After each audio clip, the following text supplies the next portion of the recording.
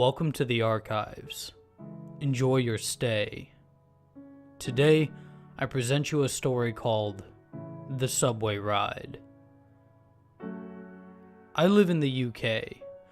A colleague at work heard this from her boyfriend. He works with someone who said that his sister's friend got the last tube, subway train, home a couple of weeks ago. When she got on, there were 5 rows of seats empty, but the last row had 3 people sitting in them.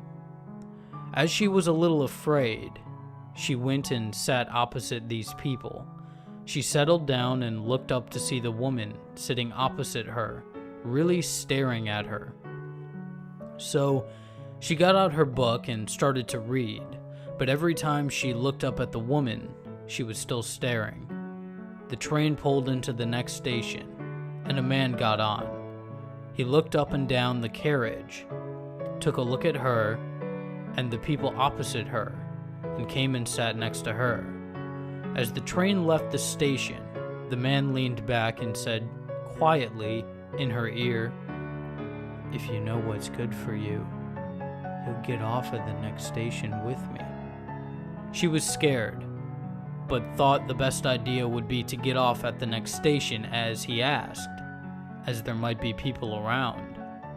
The next stop comes up, and she leaves the train with this man. The man says, "Thank God. I didn't mean to scare you, but I had to get you off that train. I'm a doctor, and the woman sitting opposite you was dead, and the 2 men, to either side, were propping her up."